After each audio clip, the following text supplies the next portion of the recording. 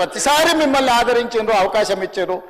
ఆనాడు రాజశేఖర రెడ్డి గారు, చంద్రబాబు నాయుడు గారు, కేంద్ర ప్రభుత్వాలు కూడా మిమ్మల్ని ఓడించాలని చూసిన ప్రజలు మిమ్మల్ని గెలిపించారు.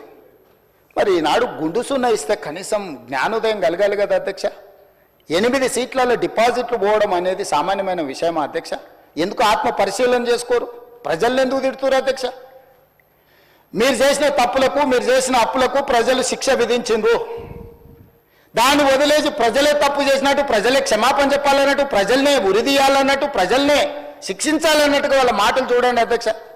ప్రజలు వాళ్ళు ప్రజలు మోసం చేసింది మాట్లాడతలేరు అధ్యక్ష. ప్రజలను తిట్టేది ఏంది అధ్యక్ష? ప్రజలు విఘ్నులు. ఎప్పుడు ఎవరికి ఏ రకంగా చెప్పాలనో ఇండికేట్ చేయాలనో ఇండికేట్ చేస్తారు అధ్యక్ష. భూకంపం కూడా ఒకటేసారి అది అధ్యక్ష. ఫస్ట్ కొంచెం కదిలి, మళ్ళీ కొంచెం ఆగి, కొంచెం కదిలి, తర్వాత భూకంపం అధ్యక్ష. తుఫాన్ ముందలు కూడా ఒక ప్రశాంతత కనిపిస్తుంది అధ్యక్ష.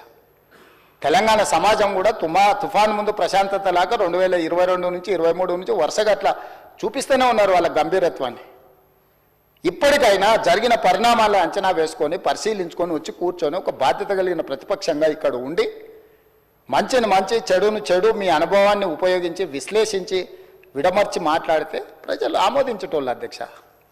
మాటకు ముందు స్టేచర్, మాటకు వెనకాల స్టేచర్ అంటారు అధ్యక్ష.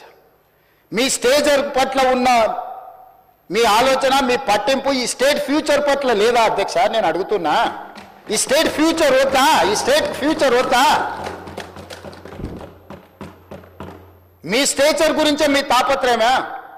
ఒకనాడు మీరు అధికారంలో ఉన్నారు, మీ పార్టీకి అధికార పార్టీగా స్టేచర్ ఉండే. 2023 డిసెంబర్ 3 తారీఖు నాడు అధికారం నుంచి ప్రధాన ప్రతిపక్ష పార్టీ స్టేచర్ ఇచ్చారు. ప్రతిపక్ష పార్టీ స్టేచర్ అది మీ పార్టీకి. 2024 మే జూన్లో పార్లమెంట్ జరిగింది, గుండు సున్నా ఇచ్చిండ్రు, మీ పార్టీని మార్చరీకి పంపించారు. నేనేం తప్పు మాట్లాడినా అధ్యక్ష? ఏమన్నా నేను? ఆనాడు మీరు అధికారంలో ఉన్నారు, స్టేచర్ ఉండే, తర్వాత ప్రతిపక్షం స్టేచర్ పడిపోయింది, ఆ తర్వాత గుండు సున్నా వచ్చి 8 డిపాజిట్లు పోయినాక మార్చరీలకు పోయిందని అన్న అధ్యక్ష. నేనేమన్నా అధ్యక్ష? అందులో తప్పేముంది అధ్యక్ష?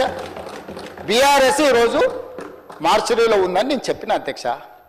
దాన్ని ఒక వ్యక్తిని అన్నట్టుగాను, పెద్ద ఆయన్ని చంద్రశేఖరరావు గారు నేను అన్నట్టుగా హరీష్ రావు గారు, కేటీఆర్ గారు చిత్రీకరిస్తున్నారు అధ్యక్ష. అంత కుత్సిత స్వభావం నాకు లేదు అధ్యక్ష. చంద్రశేఖరరావు గారి దగ్గర ఉన్న కుర్చీని 4 కోట్ల తెలంగాణ ప్రజలు గుంజుకొని నన్ను తెచ్చి ఇక్కడ కూర్చోబెట్టారు అధ్యక్ష. ఇంకేముంది అధ్యక్ష చంద్రశేఖరరావు గారి దగ్గర నేను తీసుకోవడానికి? వారి దగ్గర ఉన్నది ప్రధాన ప్రతిపక్ష హోదా. ఆ ప్రధాన ప్రతిపక్ష హోదా ఎవరికి కావాలి అధ్యక్ష? అయితే హరీష్ రావు గారు కావాలి, లేకపోతే కేటీఆర్ కావాలి. అయితే గీతే ఏదైనా కోరుకుంటే, జరగరాంది ఏదైనా జరిగితే వాళ్ళిద్దరు ఆ కుర్చీ కోసం పోటీ పడతారు. కానీ నేను ఇక్కడి నుంచి అక్కడికి పోను కదా అధ్యక్ష. నేనెందుకు కోరుకుంటా అధ్యక్ష? ఇది సింపుల్ లాజిక్ కదా అధ్యక్ష. నాకెందుకు ఆపాదిస్తున్నారు అధ్యక్ష అట్లాంటి తప్పుడు మాటలు అన్నిటినీ? నేను అట్లా కోరుకుంటలేను అధ్యక్ష. 100 సంవత్సరాలు ఆయురారోగ్యాలతో చంద్రశేఖరరావు గారు ఉండాలి, వారు ఆ ప్రతిపక్షంలో అట్లనే ఉండాలి, నేను ఇక్కడనే ఉండాలి, వారు సూచనలు చేస్తూనే ఉండాలి, నేను మంచి పరిపాలన అందిస్తూనే ఉండాలి, మా ఆర్థిక మంత్రి గారు మాకు నిధులు అందిస్తూనే ఉండాలి అధ్యక్ష. ఇది మా ఆలోచన అధ్యక్ష, ఇది మా భవిష్యత్ కార్యాచరణ. నేనెందుకు కోరుకుంటా అధ్యక్ష? నాకెందుకు? వాళ్ళు సరిపోను అన్నట్టు మళ్ళీ నేను కావాలా? వాళ్ళ ఇంట్లోనే పోటీలు పడుతారు నలుగురు, ఎవరు అందులోకి రావాలను. మా మిత్రుడు మహేశ్వర్ రెడ్డి గారు కూడా ఉన్నారు. మంచి మనసు ఉంటే మాతో పాటు ఇక్కడ కూర్చుంటాడు, ఈ రోజు కాకపోతే రేపైనా. ఏమున్నది అధ్యక్ష? నాకు మంచి ఫ్రెండే, నేనేం కాదంటలేను అధ్యక్ష.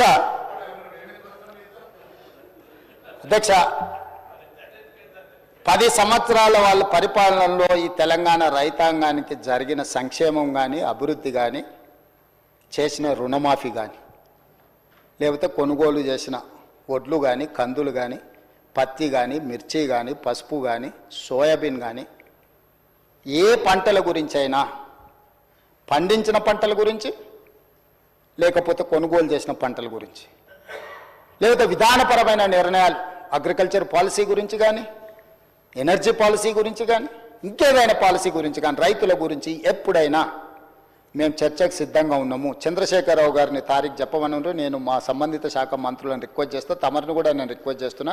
ప్రధాన ప్రతిపక్ష నాయకుడు గారు ఒకవేళ ఏదైనా సూచన చేస్తే, any specific discussion on the subject, మాకేం అభ్యంతరం లేదు అధ్యక్ష. నేను కూడా మిమ్మల్ని విజ్ఞప్తి చేస్తున్నా, రైతులకు సంబంధించిన దాని మీద వారు ఎప్పుడు అడిగినా మనం చర్చ చేద్దాం అధ్యక్ష.